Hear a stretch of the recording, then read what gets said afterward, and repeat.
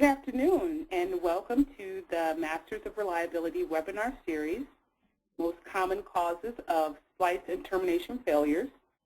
My name is Tanya, and I'm the Senior Learning Strategist at Novinium, and I'll be your moderator for today's session. So here's how our agenda looks today.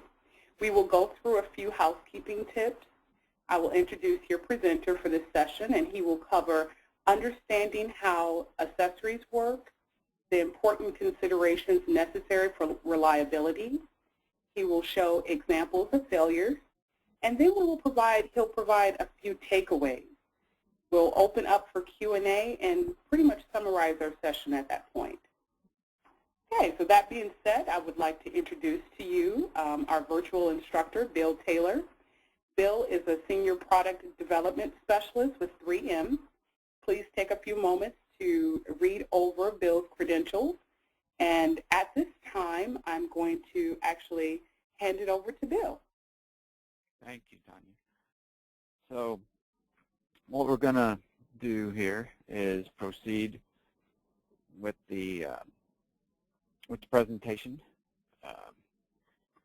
And upon completion of this, what we're hoping to get through is that you'll be able to understand the requirements of the accessory reliability and identify the common causes and list the methods, help to reduce or eliminate those causes.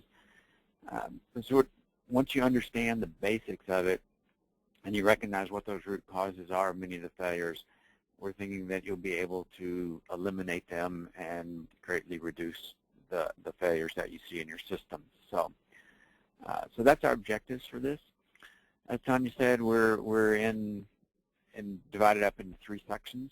So we're going to talk about how accessories work first, so you can understand that. At the end of each section, we will open it up for questions. So feel free to ask. It's an open discussion. We want everybody to ask any questions they have, because we want everybody to understand when we're finished. So what I'm going to do at the beginning is discuss some basic cable theory and expand that to the accessory theory. Because if you understand the theory of how the cable works, how the accessories work, where the highest electrical stress areas are, then you better understand what's critical in the installation of the accessories and why the cable preparation is critical, and can therefore incorporate those into the design and into the installation to make sure you have a very reliable system. So we're going to start with electrical stress theory on the cable. And this is a typical insulated power cable, shielded power cable, where you have your conductor, your insulation, and your insulation shield on the outside. Whenever you go to splice or terminate this cable, you obviously have to remove some of that insulation shield, because you can't just have ground here and high voltage on your conductor and ground on if your shield ended here, insulation shield, because a 15 kV, 175 mil cable, 175 mils of distance is not enough to insulate and to keep it from flashing over that higher voltage. So you remove the semiconductor at this point, but when you remove it or terminate in that shield, you can see that your equipotential lines in your cable tend to get very close together at the end of that shield. And the closer those equipotential lines are together, the higher the electrical stress you have. So what we do with accessories is they overcome that high concentration of electrical stress at the end of that insulation shield on the cable. And we will discuss then these equipotential lines and the flux lines and how those work together as we get into the discussion of the electrical stress. So we have this electrical stress. Why does it occur? How do we control it? So let's look at shielded power cable theory briefly. This is a typical power cable and the components of it. We'll talk briefly about each of the components. So you have the conductor and the conductor shield.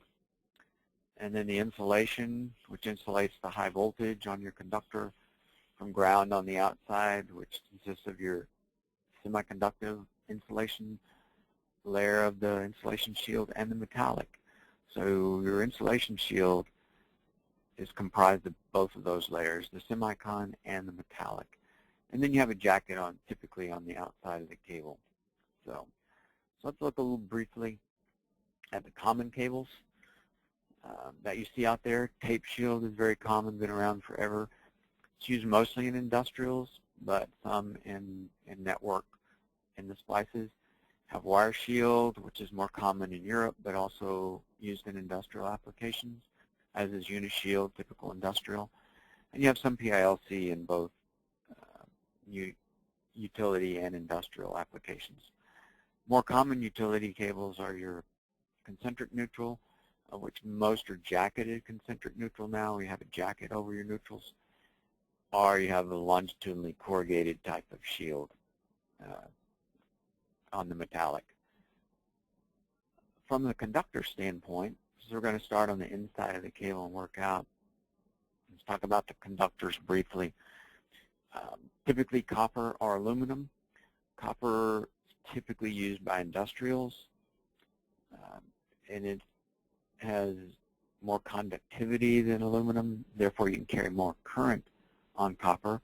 It also thermally expands and contracts less than aluminum, so therefore connectivity to it is more reliable or less susceptible to installer error. Copper is than aluminum. So aluminum is typically used by utilities because it's lighter in weight, and therefore they're running miles and miles of cable. You want something that's lighter. Does carry less current. The other issues with it is you tend to get the oxidation on the surface, and that oxidation that forms alumina oxide, which is an insulator, and you have to break that down when you connect to the connector. And again, its thermal expansion is greater than copper, so it expands and contracts more, and therefore tends to work the connector loose if it is not installed properly. So it has less installer error on aluminum than you do on copper.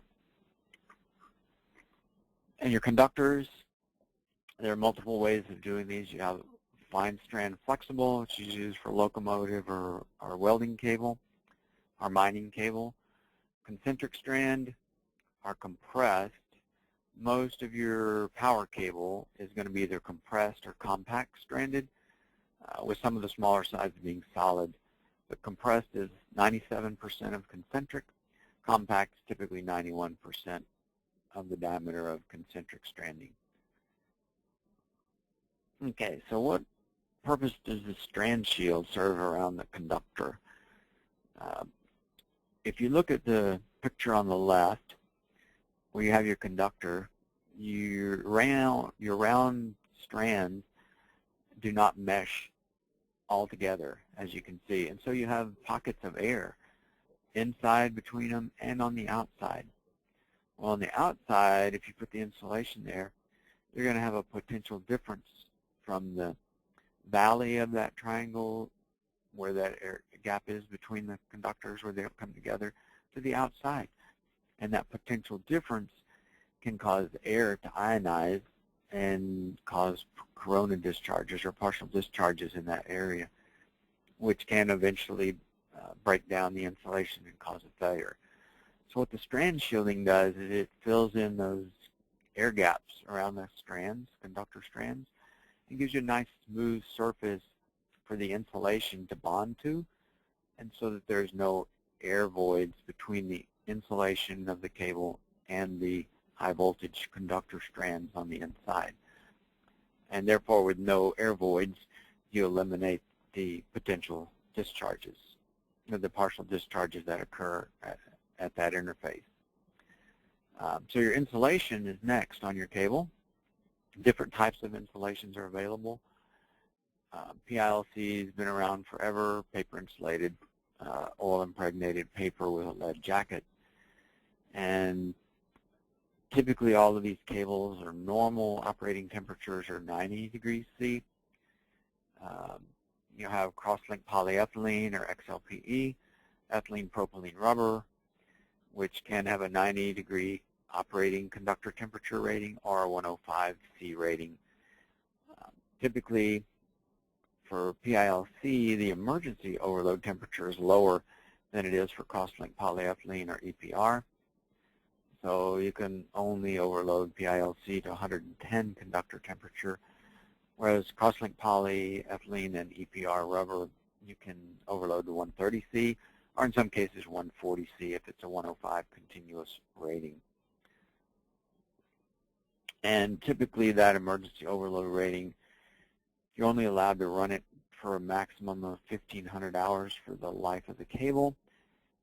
If you run it longer than that, which you can and does happen, what happens is basically you're reducing the life of the cable because the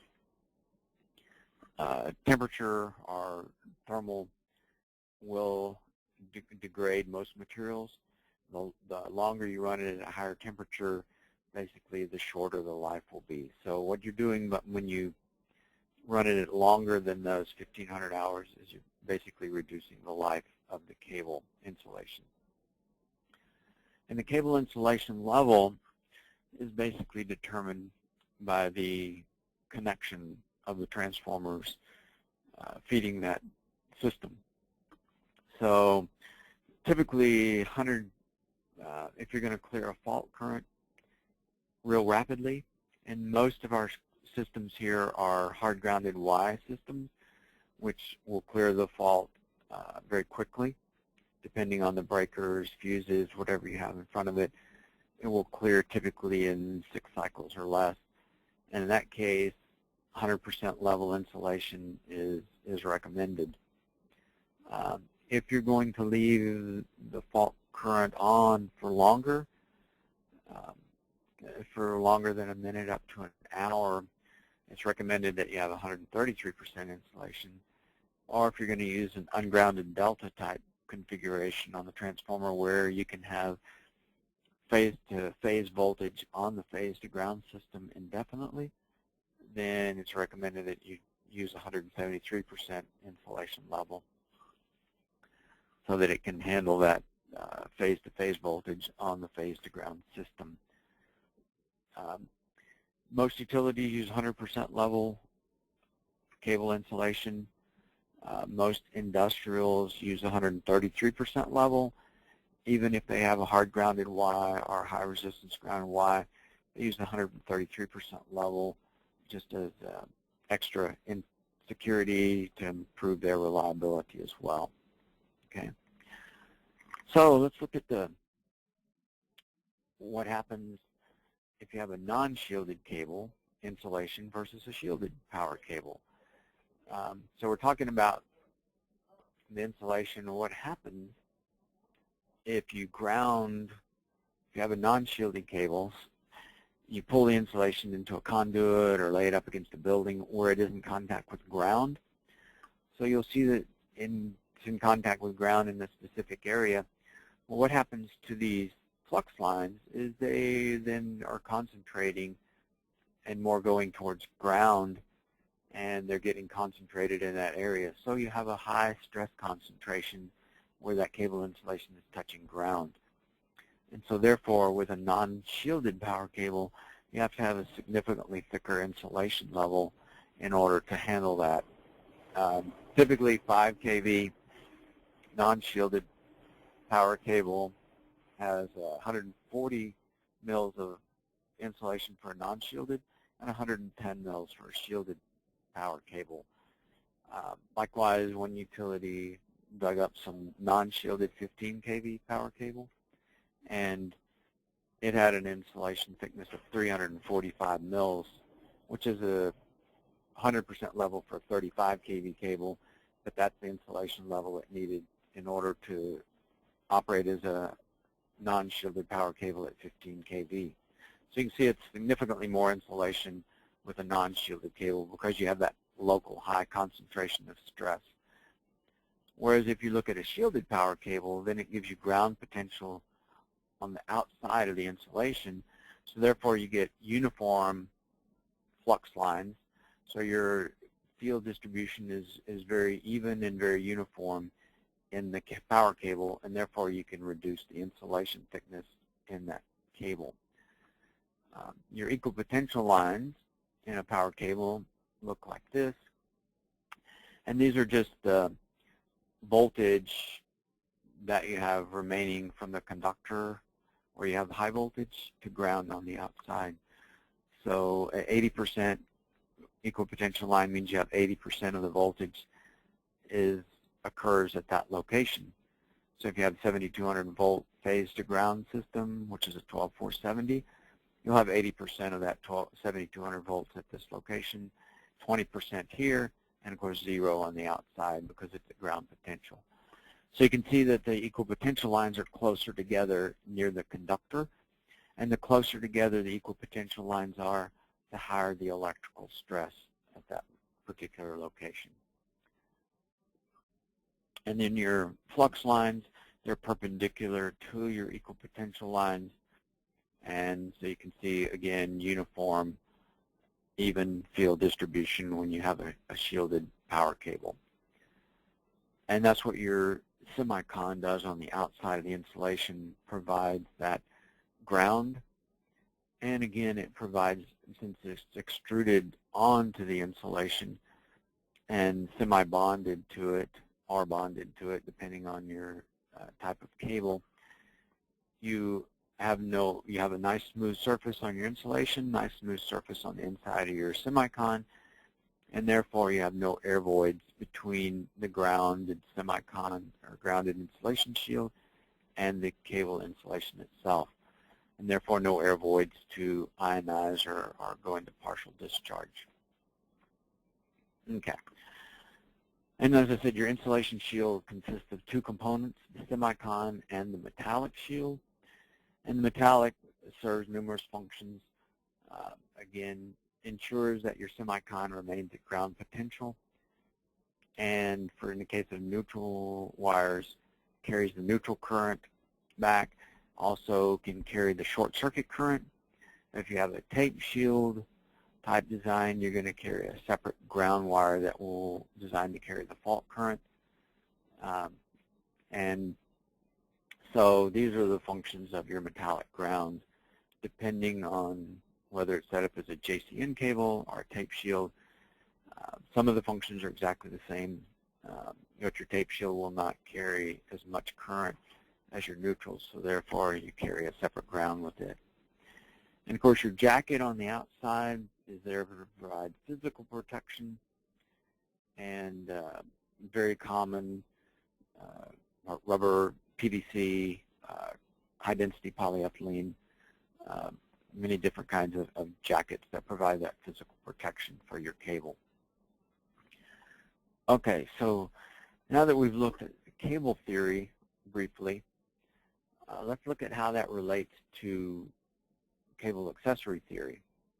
So again, if we look at the electrical stress plot of removing the semicon or the insulation shield level on the cable, and we can see how all the equipotential lines, flux lines, tend to concentrate near the end of that semicon, so you get a very high electrical stress at that point. So let's look at how we control that stress, and in order to do that, we need to know what that stress is a function of. And again, it's a function of the voltage that you have on the system, whether you have, it's a 15 kV system, 25, 35, or higher. The higher the voltage is applied, of course, the higher the electrical stress will be. It's also a function of the thickness of the dielectric or insulating materials on the surface. So your cable insulation is your dielectric insulation on your cable, and that thickness increases as your voltage goes up. And then the properties of that dielectric material. How good of an electrical insulator is it? What is the dielectric strength of the material? Those things play into it. And the geometry, or basically the distance between the components, how they're configured, whether they're in a geometric shape or just tubes are just straight lines between them, and the distance between high voltage and ground, which are the electrodes we're talking about here. So the distance between them makes a big difference as well. So you have a lot of things that go into determining the electrical stress in your accessory. And then, so let's look at how we control that stress with a termination first, and then with a joint. So with a termination, what you're doing, the definition of it is that it ends or discontinues to end the insulation shield on the cable. So it ends the insulation shield or stops it, and that basically terminates the shield on the power cable. So as we saw from the previous slide, when you terminate that insulation shield, your stress concentration is very high at that shield. So one way of controlling that is with a geometric stress cone. And I'm going to use the picture because it's easier to explain how that works. But with a geometric stress cone, what you do is gradually increase the insulation thickness from the end of the insulation shield, where you terminated that insulation shield, and you gradually increase that insulation thickness up to a point, and then gradually ramp it down on the other side back to the insulation.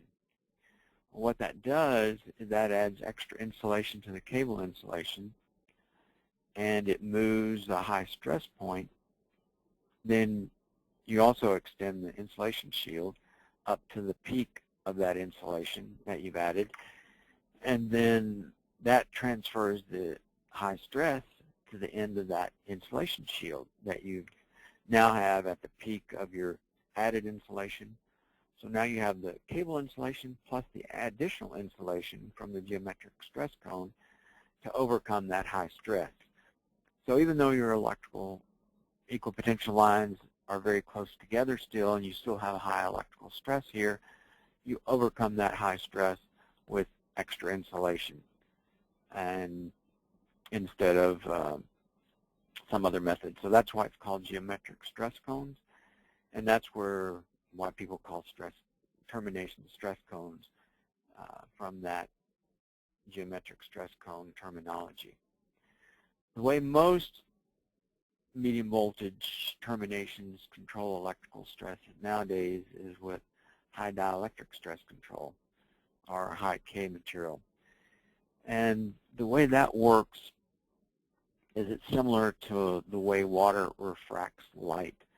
So if you look at something underwater, it looks like, and you reach your hand in, a lot of times you miss it because it actually looks like it's in one place, but it's in another because the light is refracted, which shifts the image. And the high dielectric stress control works the same way with the equipotential lines. It shifts them so that they're no longer concentrated at one place. And the way that works is you have two dielectric materials, and dielectric constant is signified by the letter K. And so your dielectric K value is your insulating ability of the material. And your dielectric constants start at 1, which is the dielectric constant of air, and everything is relative to that dielectric constant of air. So the higher the dielectric constant is, the less insulating ability the material has.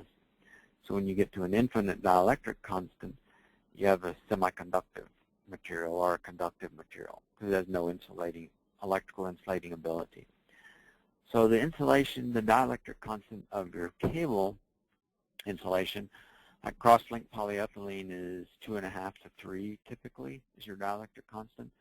Ethylene propylene rubber typically 3 to 3.5. And so what we do is with the high dielectric stress control material, you want it to have a dielectric constant that's higher than that, significantly higher than that. So maybe in the order of 20 to 30 typically. And when you do that, so you have this dielectric constant material here, which is your stress control material. It has a dielectric constant of around 20, say 25, and then your K value of your cable insulation here. Well, you can see when that happens, these equal potential lines are refracted out. They're spread out, they're refracted, so that now you have lower electrical stress at your semicon step, so therefore it won't go into partial discharges readily, and you have lower stress on the surface of your termination because that electrical stress is spread out instead of being concentrated on the surface of your termination.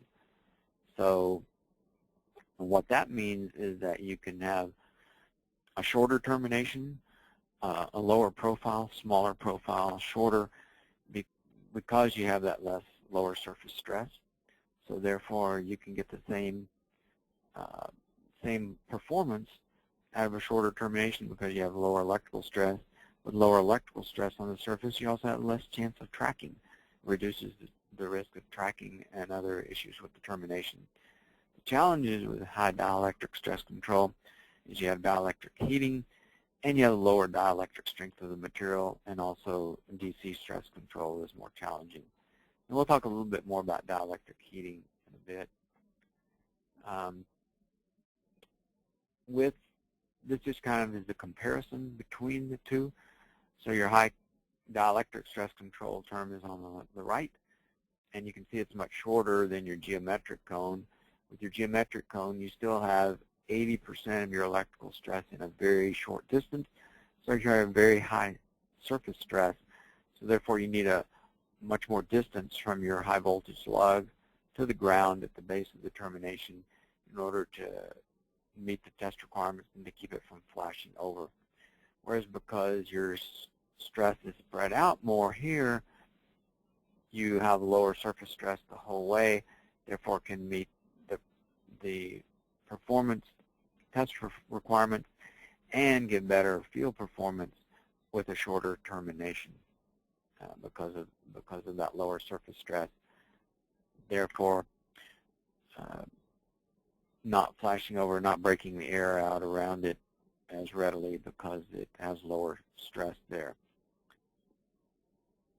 All right, so let's look at joints now that we've looked at terminations.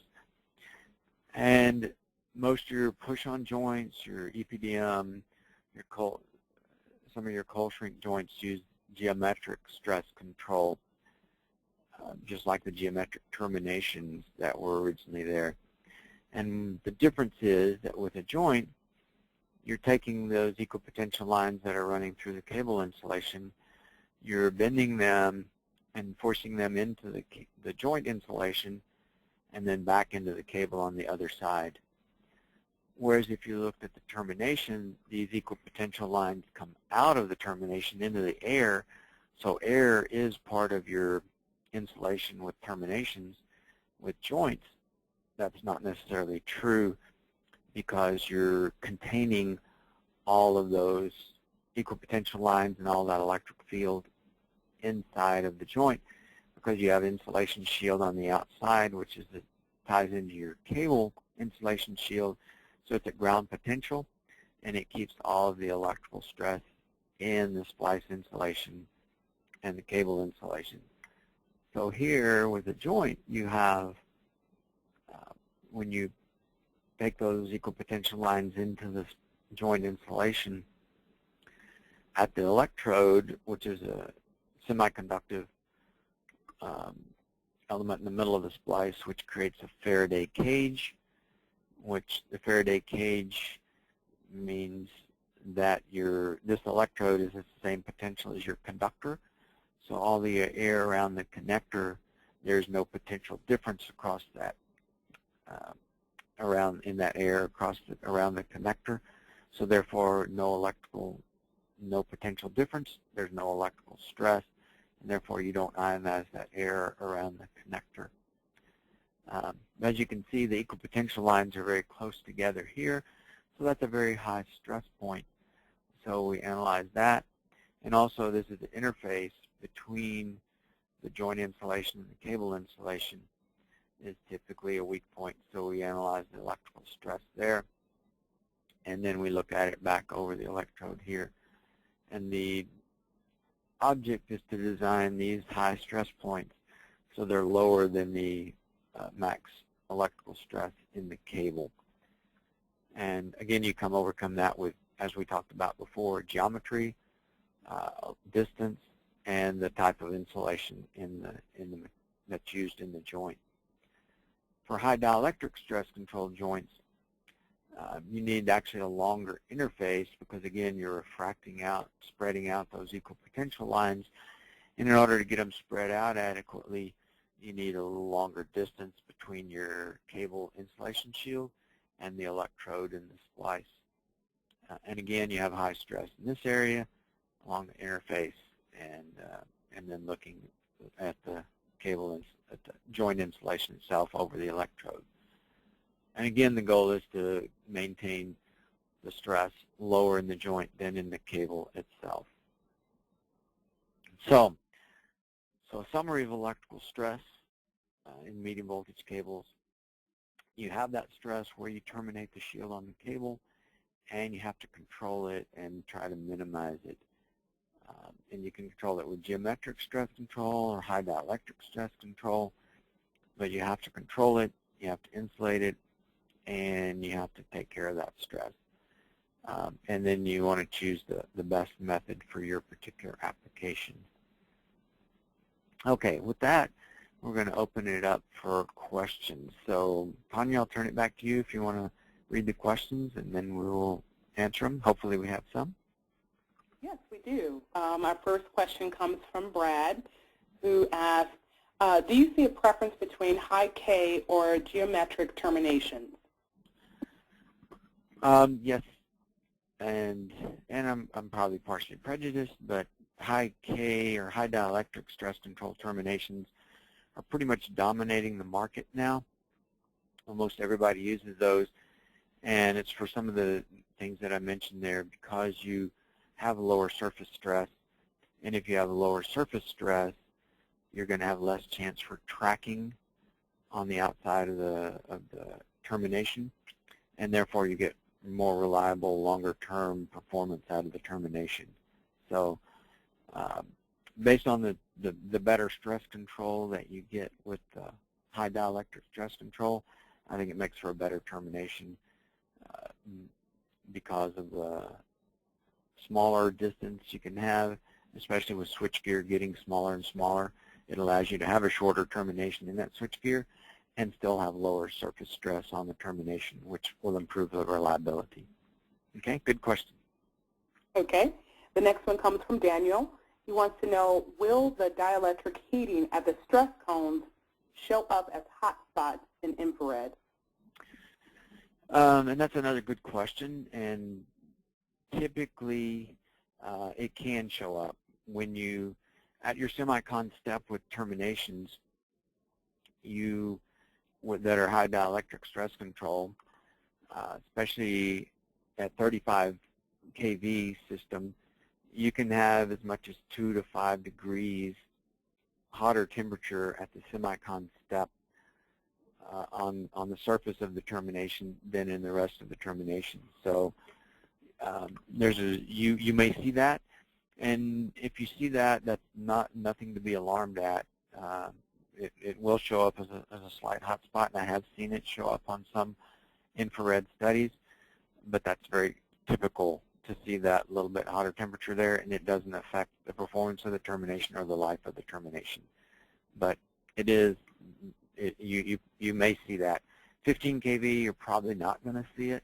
It probably won't show up, but as you go up in voltage to 35, it almost always shows up on the infrared scan. Okay, good question. Thanks. Okay, the next one is from Daniel as well. What about operating temperatures, performance between silicone and EDPM? And he follows that question up with, what about birds pecking at silicone rubber? Okay. Temperature performance, EPDM rubber versus silicone rubber. Silicone, of course, has a very good temperature characteristics, so it can withstand very high temperatures and very cold temperatures, and doesn't change its performance or doesn't affect it. It can withstand higher temperatures than EPDM, but EPDM rubber can easily withstand any of the temperatures that you see in a cable, either operating temperature or emergency overload temperature that you can see at 130 or 140 C. None of those temperatures will affect either EPDM or silicone rubber. So they're both adequate in terms of that. In terms of birds pecking silicone rubber on terminations, haven't heard of that one before, but that's an interesting question. And I guess anything that nicks or causes damage to a rubber that's expanded and under mechanical stress, which cold shrink terminations typically are, and which are your silicone on the outside. Anytime you nick that or cause in there, it can cause it to split or to cause problems because it's under mechanical tension from being stretched. So I don't know if there's a way to eliminate that or not with birds. I don't know why they would be pecking at it, but and I don't know what to do about that one. That's an interesting one. There are some kind of animal guards and protections you can use on systems, and you might want to investigate something like that if that's a perpetual problem. But like I said, I haven't heard of that problem before, but it's interesting. So thanks for asking. Okay.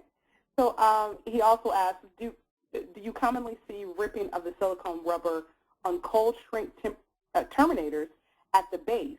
If so, what causes this? Okay. Typically, we don't. It's very uncommon to see it at the base of the termination. Occasionally, you see it at the lug end of the termination, and most often that's caused by a crimp that was put into the lug that was not filed off or became sharp edge or sharp point, and it will cut or puncture the silicone on the end and start to tear.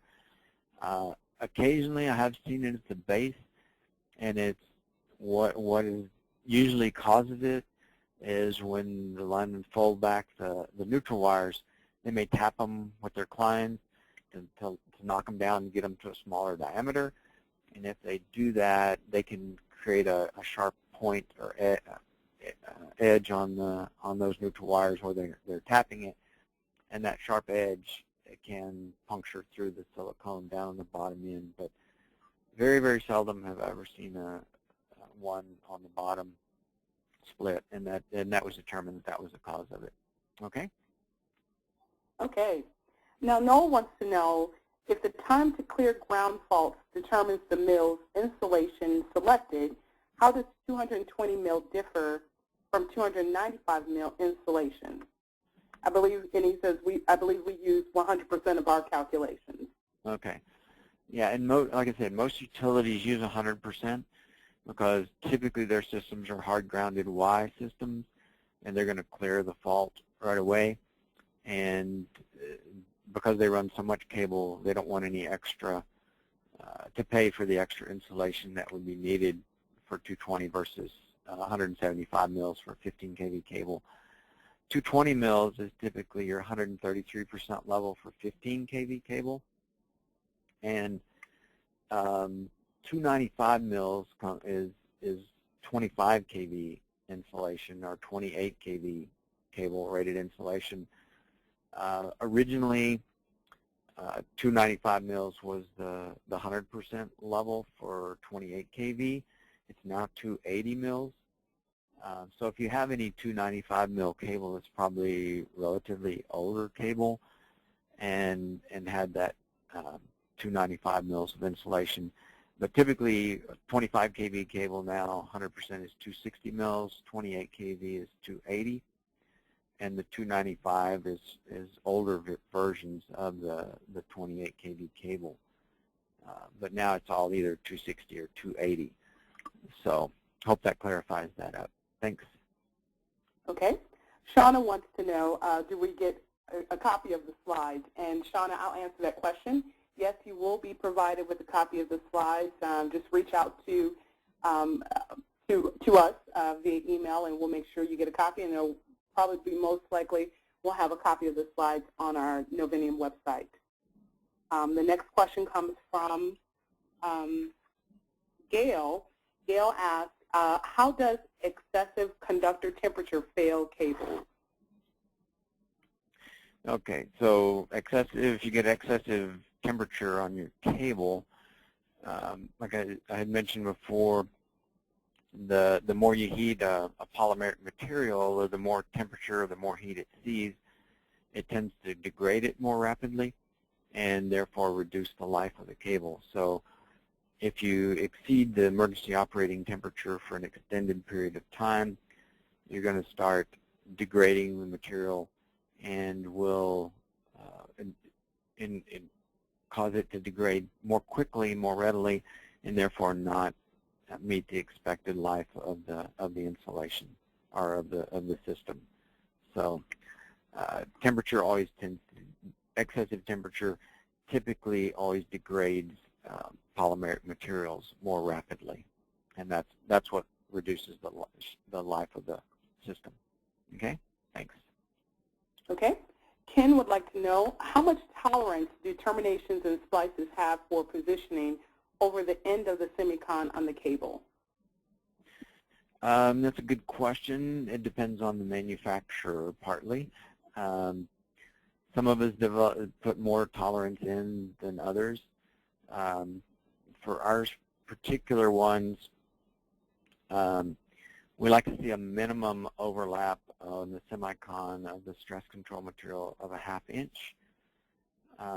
And typically we have quite a bit of tolerance in there, usually probably 1/4 to a 1/2 inch of tolerance. We don't tell linemen that. We just, we want them to hit it exactly, so that there's plenty, so if they're off a little bit, you still don't have an issue. But again, it depends on the manufacturer. Some manufacture more. It also depends on the type of joint or termination. Cold shrink typically will have more tolerance built in than a push-on, because a push-on you don't have as wide of a range of conductors to cover, and therefore you're not going to have as much variation in install length. And by that, if you take a cold shrink joint, it can vary as much as 1.5 inches in install length from the min to the max size conductor, just because of the laws of physics, because it's expanded significantly more. You will not get that big of a length change in a push-on because you don't expand it that much. So therefore, again, it depends on the type of accessory and the manufacturer, both of those issues. So hopefully that helps. Thanks. It does, and I think we have time for a couple more questions. Gail also wants to know, do you have an example of the smallest type of insulation error that will cause a failure of a cable accessory at 35K? Example, how deep of a knife cut at the semicon spec, and how big of a semicon tab will cause a failure? Okay. As I mentioned, the higher you go in voltage, the less significant a defect will cause more of a problem with it. So we've done some experimenting, and I know I haven't done it exactly to see exactly what caused a failure, but I have done some with as minimum as 10 mil deep knife cut in the insulation, and even with 10 mils deep, it will fail almost immediately at 35 kV. So it takes very little depth to start the failure process at that location.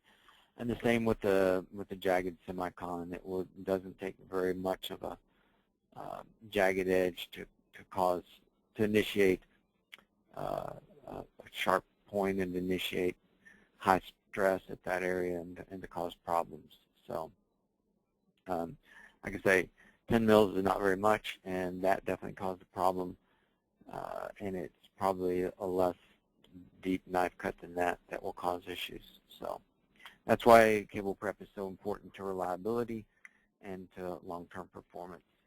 So thank you. Okay. Last question here for now. If XLP has lower k, how come EPR is preferred for HV? And that comes from Sean. Okay. In my experience, I wouldn't say that EPR is preferred for high voltage applications. A lot of your transmission cables that are insulated, shielded power cables, do have cross-link polyethylene insulation as opposed to EPR.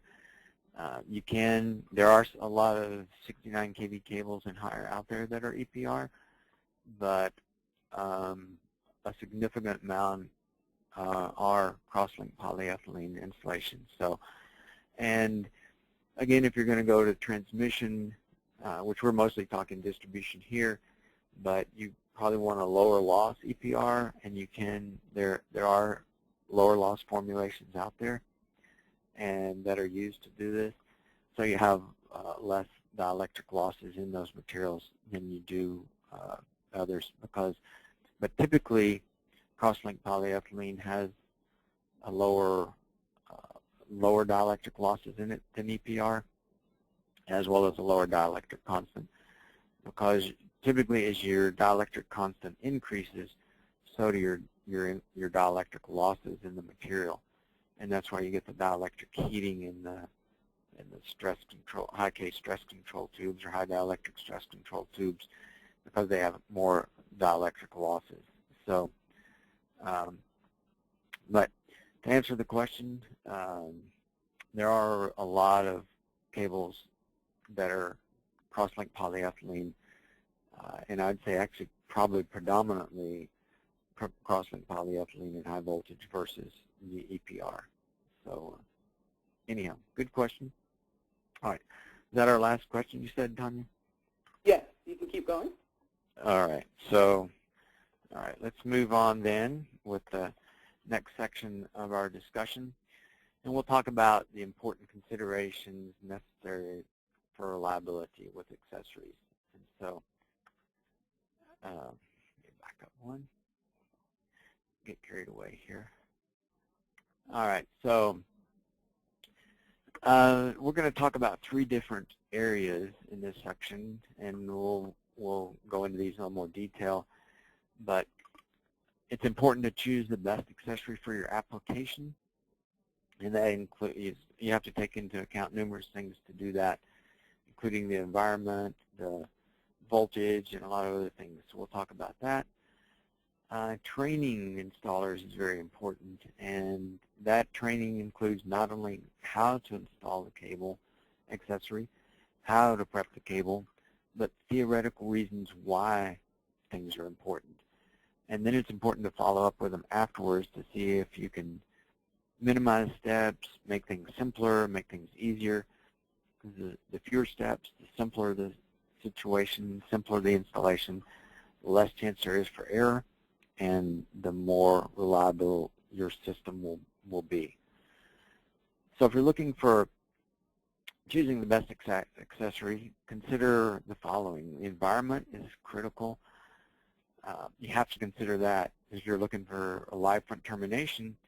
If you're going to put one next to a concrete plant versus out in the middle where there's in an area where there's no contamination, or if you're putting one in a coastal area versus an inland area, those things are very significant because you can have much more. You need to consider the environment, because if you're going to contaminate an environment, it's recommended that you go to a higher voltage termination in order not to have flashover, not to have reliability issues with it. And a lot of that is covered in the standard for terminations, IEEE 48. And then you want to look at an accessory with the fewest components, because the fewer steps you have, the fewer components, the less chance there is for error. And one other note about environments is if you're dealing with a joint, you want to consider whether it's going to be aerial, up in the air, or direct buried, or in a manhole. and if the manhole is full of water, and if the manhole sometimes sees hydrocarbons or not. So all of those things you have to consider, and then choose the best accessory for that environment. And again, a simple installation is best, because then it's going to reduce your number of steps, make things simpler, and therefore easier to install. And the easier it is to install and simpler it is, the less chance there is for error, and therefore the increased reliability. And as far as application itself, a lot of your accessories nowadays are range taking, and you really want to try to choose one that, if you have a particular cable, if it fits in the middle of an application range, that's better. You know, closer to the middle versus at the very low end or the very upper end. If it's the very low end, you're going to have less interface pressure between the accessory and the cable installation. And there are studies out there that show the higher the interface pressure, the better the electrical performance.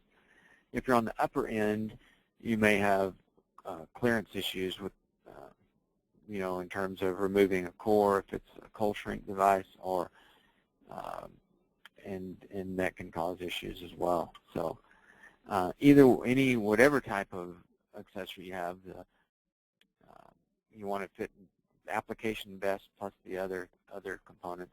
And you want to do a lot of training, because there are tricks in order to install all different accessories, and to make sure that they're installed properly.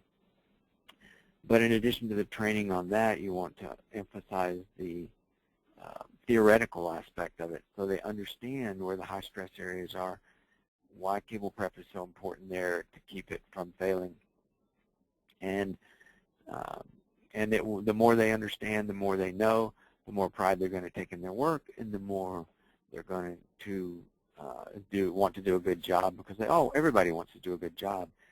And the more they understand, the more it enables them to do a good job and get them installed correctly, so they will be reliable. So again, following instructions, paying attention to details, all very critical, and emphasizing why they're doing certain things, so that they more likely to do them properly and as required. So a lot of different areas there that are critical. And again, emphasize to them that workmanship causes many of the accessory issues. And so it's important to take your time to do a good job, to do it correctly. More important than speed is accuracy in these, in order to get longevity and reliability out of your accessories. And these are just some of the issues that can occur. Knife cuts in the installation, which we talked about, those are bad. If you remove the wrong amount of semicon,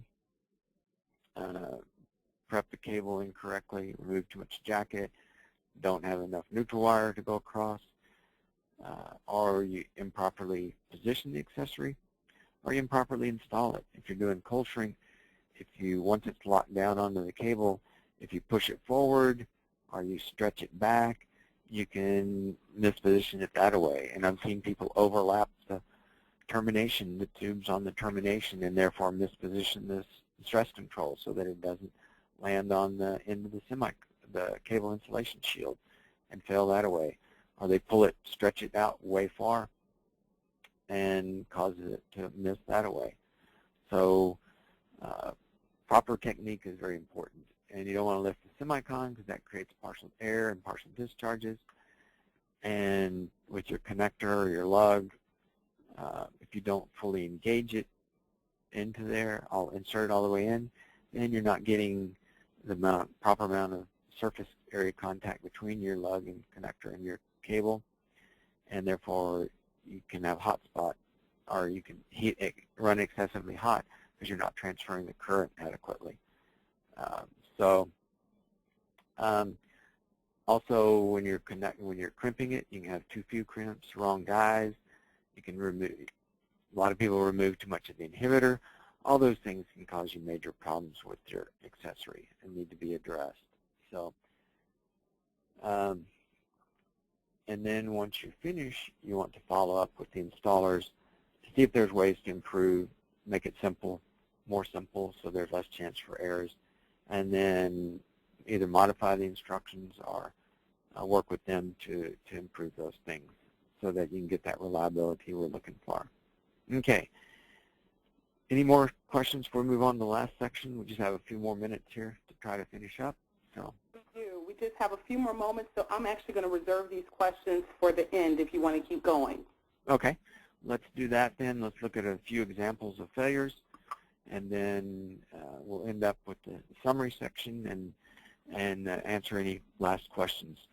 Okay, typical, this is what a ring cut looks like. You can see it on the right. These were two joints out of the same area, and you can see the cut in the insulation. You can see the hole beginning to form here, and this one it actually failed and blew a hole through the cable insulation at that particular point. This is one where the wrong kit was used. Tape shield kit was used on JCN cable. Instead of bringing the neutral wires back out of the base of the termination and connecting those to the ground, they attached a thin metal braid or thin metal strap with a constant force spring. It didn't have the ampacity necessary to make to deal with the current on the neutrals, and it didn't make a good contact, and therefore it overheated and caused the failure. So using the right kit is critical. An example of a connector that was wrongly crimped. You can see this side was crimped reasonably well. This side, they used an entirely different crimper, over-crimped it enough so that they actually broke the conductor inside because it over-crimped it so much that it thinned it out that it actually broke in two, creating a very high resistance connection and caused the failure of the system. Again, one where the termination was either not started at the correct marker, or it was stretched, or the cable was misprepped. Whichever way they did it, the stress control tube actually missed the insulation shield of the cable, the semicon of the cable, therefore creating an air void between them with no electrical stress control, and it blew a nice big hole in the cable at that end of the semicon there. So this is one where the joint was mispositioned and there was no grease in down the insulation. So you can see that the end of the joint shield didn't overlap the insulation shield of the cable, and it also will cause the electrode to miss being on the cable insulation and therefore cause it to fail. So we had tracking down the interface with no grease and no stress control because of the missed semicons and the electrode. And one last one that sometimes you have to follow directions, and when you don't, this person actually left the core inside of a termination, if you can believe it, taped both ends. Obviously, no electrical stress control because the termination didn't land onto the cable itself, and so therefore it blew up or it failed in the field when it was installed. So just a few examples of what can cause problems. Again, the wrong kit selection sizes can be bad. And we talked about environment and design, and then again, that's something that is very critical. In these examples, actually, you can see where the end of the termination was sealed onto the lug, that the lug is still shiny, still has the tin plating, but this is a coastal environment, and the rest of the lug is very corroded. And what happened over time is that it corroded even the inside of the pad where they're bolted together and bolted onto the bus, and because it was out in the environment, and therefore you got a high resistance contact connection, and then when you had a surge on the system, it actually jumped across the bolted connection and melted the lug barrel itself because of that corrosion on the pads of the lugs and the high resistance connection. So so there's a few examples, and just because we're about out of time, I'm going to do the quick takeaways and summaries for you. And then if anybody wants to stay on, if we have a few more questions, we can answer those. But again, the key takeaways: help the installers understand how system works and the criticality of that, and why the requirements are set, and why the instruction sheets are specific in terms of dimensions, the way things land, the way things go together. Once they understand that, they will be much more cognizant of if something is mispositioned or out of alignment, and they will say, no, this isn't right, this doesn't work, let me fix it before I just leave it like this and go on. And therefore you'll have a much more reliable system. So teaching and explaining as you're doing the training is very, very critical to the workers, as well as training them to do that correctly. And then give them examples of what happens, show them failures and the reason for the failures. Give them examples of what happens when it's not properly installed or prepared. And again, follow the critical nature, explain, emphasize the critical nature of how critical cable prep is, how important it is to follow directions so that everything lands where it's supposed to land, and make sure they understand and they check to make sure things land where they're supposed to before they leave the installation. So, and that's the end of my presentation, so hopefully that was educational for everybody. I'm going to turn it over to Tanya, and we'll go from there. Thank you all very much for attending. Okay. I definitely want to leave you all with some next steps. First of all, yes, thank you for attending. After completing the webinar survey, we're going to send you a survey via email. You will receive a certificate of completion. Be sure to register at novinium.com for additional Masters of Reliability webinars. And there's some actual information there for the ICC that Bill can talk to you about, and his email as well for some follow-up information. So, Bill, do you want to explain the ICC website? Yes, and ICC is a member of the IEEE, is a sub-organization of the IEEE. So you have the Power Engineering Society, and then the Insulated Conductor Committee, which is what ICC stands for, is a subcommittee of the Power Engineering Society, and it's where all we deal with is insulated power cables and accessories. So we talk about the design of, about installation, talk about all the different areas, the different types of cables, and then discuss the accessories. We write all the standards, industry standards for testing and for qualifications and for field testing, and deal with all the field testing issues that come up, and write the standards for all the different types of field test methods. So it's a very good organization. There's lots of very knowledgeable people in it, and I would encourage you to attend and glean some of that knowledge from, and all of your webinar masters regularly attend the ICC and are very active members in the ICC. So there's a tremendous amount of knowledge there for you to partake of and enjoy, and help you to grow in your field. So I would encourage everyone to participate in that. Thank you. Okay. All right. If you are okay, I think we can follow up with some additional questions. If someone needs to drop off, that's fine. We've concluded our session for today. But if you are able to stay on to Bill, is that okay for us to ask? That's fine with me. Yes. Okay. All right. Well, I'll go with the next question. The next question I have here is, it comes from, it comes from John. John asks, what is an acceptable temperature difference or ratio between a splice joint and the same cable carrying the same ampacity? Mm-hmm. Carrying the same current, yes, same ampacity.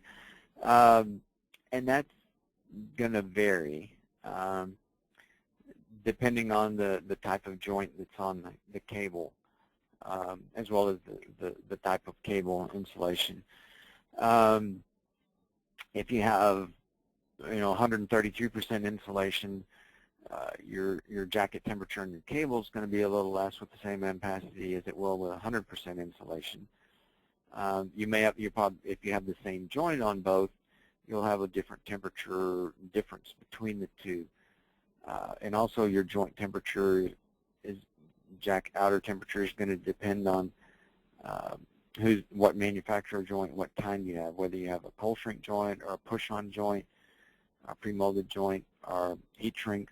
It will vary that because it will vary with the insulation thickness and the thermal conductivity of the material. Typical level, I mean, if you're very low current on there, very lightly loaded on the low end, they're both going to probably be at ambient temperature, so you wouldn't see any significant difference. As you get up in temperature, you could see as much as 10 or 15, maybe even 20 degrees, the difference in temperature between the cable jacket and the splice jacket. Again, it depends on the type of accessory that's on there. And NETRAC did a study on that. They're a test lab in Atlanta, former Southern Company's test lab, and that was their conclusion, is that really the temperature difference depended on the type of accessory on the cable. So, but to give you an idea, it could be, 0 to 10 or 15 degrees C, depending on the accessory. So, thanks. Okay, we have one from Yuri. Are majority of termination failures at semicon overlap point due to improper insulation, or is it due to improper stripping on semicon or on cable? Good question. I would say probably the majority are due to the improper cable prep, and most likely not stripping off the semicon correctly, either putting a knife cut in the insulation or something like that. We do see them where they are misapplied. I've seen terminations that were stretched out so far that the stress control tube missed entirely the cable semicon, and that led to a failure. And as I've said, I've also seen them where people pushed them and overlapped them and caused it to miss that away. So, but the majority of them probably come from cable prep and knife cuts in there versus mispositioning of the accessory. Okay, thanks. Okay, Rick would like to know how important is the process of using a drain or bleed wire on EDPM products and terminating? Okay, using a bleed wire is very important on all accessories, whether EPDM rubber or silicone rubber. For example, a cold shrink termination, live front termination, or a push-on live front termination out of EPDM, your outer housing is track resistant, and where you end the insulation shield on your cable, you're going to have leakage current coming out of your cable, and it's going to be in your termination, and that leakage current is going to go through that track resistant housing and looking for ground, and it's going to find ground. So it's important that your live front terminations have that metallic ground on the outside of them. They need to be in contact with the grounds underneath or have a bleeder wire on the outside so that they are at ground potential and that leakage current can be bled off directly to ground. If that bleeder wire is not there and it's totally insulated from ground, that leakage current will find its way to ground through whatever material is in the way, and it'll eat up that material and eventually cause you to have problems and potential failures with your system. If you're talking dead front, which we'll be talking later in one of the webinars, but there it's very important that you have that dead front, either elbow or T-body grounded, in order to ensure that it's at ground potential. Otherwise, it could be floating, which would be bad, because then it would float up with voltage on it. But it's important to have it at ground potential for that, and also to bleed off that same leakage current that's coming out of that system. So very, very important either way, and either way can lead to failures if they're not grounded, if the housings aren't grounded. Okay, thanks.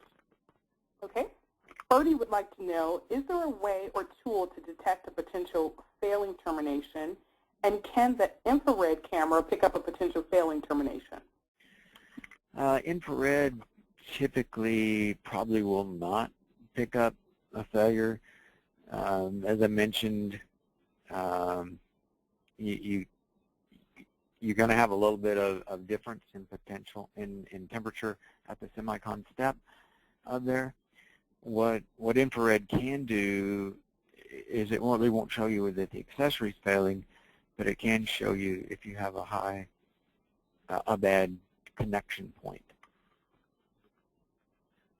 And if you have that bad connection point, I'm talking the metal, the lug, to the bus, that type of connection point, if that is going high resistance, you will see a significant temperature difference there, and that can tell you that you have a problem with that connection point. In the termination itself, probably not so much would you see that with infrared. Probably the best way to predict an issue with a termination is one of the partial discharge tests, field partial discharge tests that are available out there. That can tell you if you're having discharge in operating voltage, and if you're having discharges at operating voltage, then that can lead to a failure for sure. Okay, thanks. Yep, that was going to be my last question. It came from Ted, who wanted to know, will partial discharge testing pick up potentially bad splices and terminations?